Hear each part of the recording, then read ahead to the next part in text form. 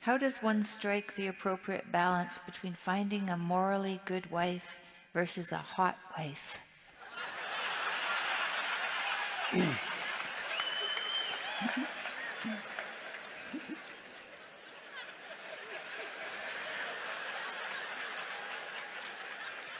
That really is an excellent question. I did great, by the way.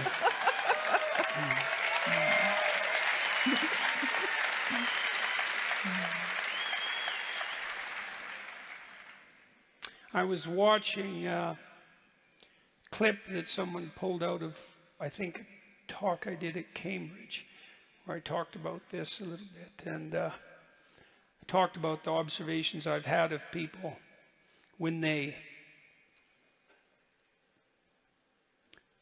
move to incrementally destroy the attractiveness of their partner. So imagine, it's not that hard to imagine. Imagine that you have the capacity to become jealous and to waver in your trust. And so then imagine, we'll talk to the men about this first. Imagine that your wife is attractive and you're dubious about your own utility. Maybe you have reason to be dubious.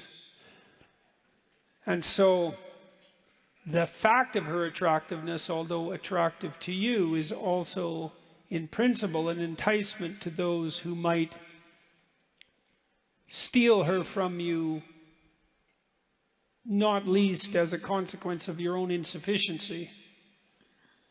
And so the question is, well, what should you do about that? And a typical answer is punish her repeatedly and subtly for any manifestation whatsoever of that dangerous attractiveness.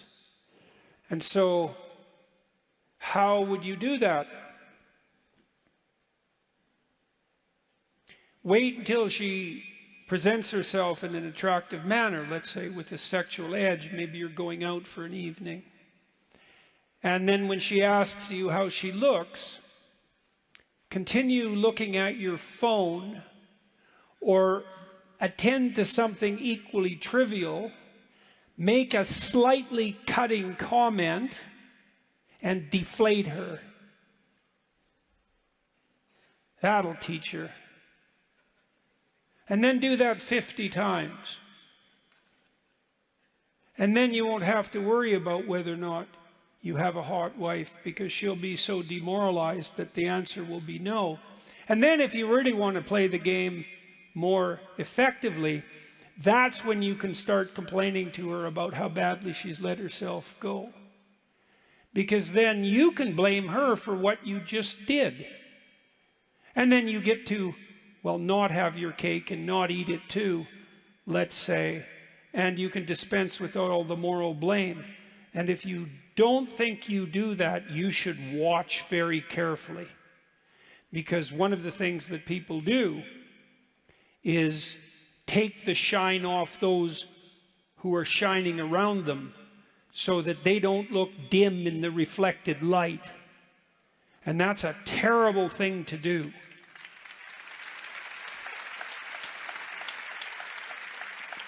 And so then, one of the things you might consider, both of you in a marriage, is when you see your partner do something that you regard as attractive, well, first of all, you need to admit that, right? And that's hard, actually, because you might have moral qualms about your own lust, and you should, because it's a dangerous force. But in principle, you want that sexual tension to exist in your relationship, but you need to have it bounded by the necessity for integrating all the other elements of your life around it, right? It can't be a predominant and impulsive force, because it will break everything apart. So it has an intrinsic danger, and because of that intrinsic danger, that's the danger of sexuality itself, you might have moral qualms about its manifestation in your own soul.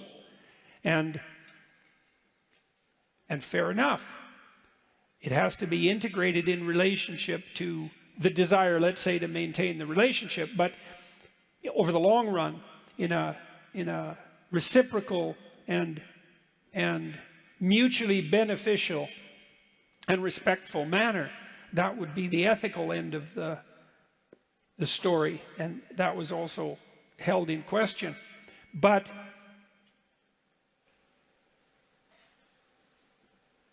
just because something can get out of control doesn't mean that it's intrinsically bad, and I would say that's certainly the case about sexual attraction. And if your partner is doing things that you find attractive, you might think really hard about rewarding that.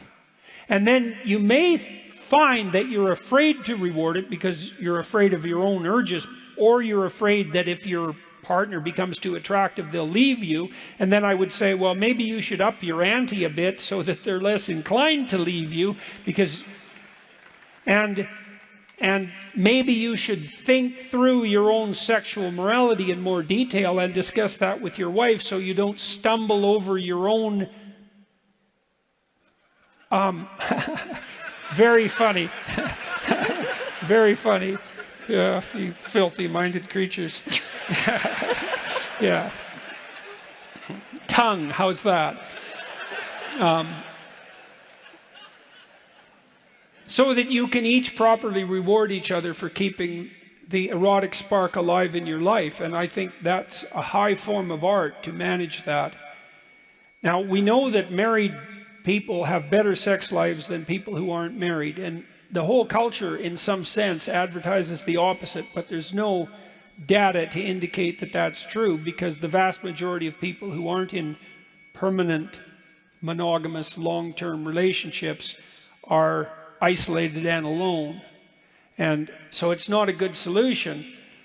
You can have a hotter, erotic life within the confines of a marriage, but it's a very difficult balancing act to manage.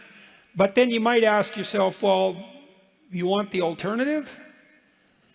Right? Even though it's difficult and challenging, the absence of that is in some sense a catastrophe of adventure, right? I mean, because there are a few reliable sources of profound motivation in life, and certainly sexual attraction is one of them. And if you can keep that dynamically alive in the confines of an ethically constituted relationship, you can have the best of both worlds.